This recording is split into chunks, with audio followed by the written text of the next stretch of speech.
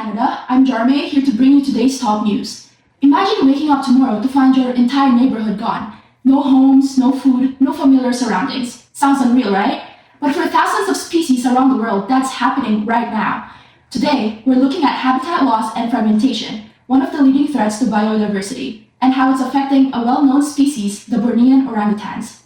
We now go live to Borneo, where our field reporter Joanne is on site. Joanne, what's happening there? Hi Jarme, I'm here in Borneo, home to one of the most biodiverse ecosystems on Earth. These forests support thousands of species, but they are disappearing fast. Over the past several decades, large areas have been cleared for logging, agriculture, and especially palm oil plantations. According to the World Fund for Nature, habitat loss is one of the main causes of species extinction worldwide. And it's not just about losing forests, it's how they're being broken apart. We're seeing both habitat loss and habitat fragmentation, where forests are split into smaller isolated sections.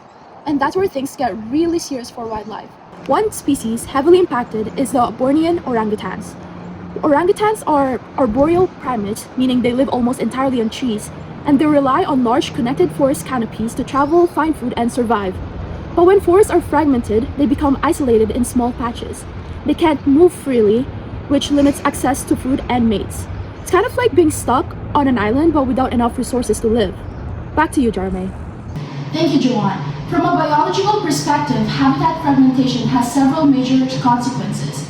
First, it reduces access to food since many fruit-bearing trees are lost during deforestation. Second, populations become genetically isolated. According to research published by the Leakey Foundation, when populations are separated, they can't breed with other groups. Over time, this reduces genetic diversity and weakens the population. And here's what makes this even more critical. Orangutans reproduce extremely slowly. Females only give birth once every 6 to 9 years, one of the lowest reproductive rates among mammals. So even small population losses can take decades to recover.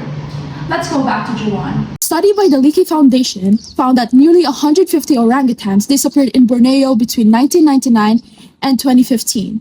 As their habitat shrinks, many are forced into agriculture areas searching for food.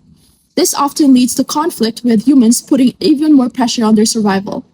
Without large, connected forests, their survival is becoming more uncertain every year. But there is some good news. Conservation groups like the Borneo Orangutan Survival Foundation and the Orangutan Project are working to protect these animals. They're restoring forests, creating protected areas, and building wildlife corridors which reconnect fragmented habitats. These corridors allow animals to safely move between forest patches.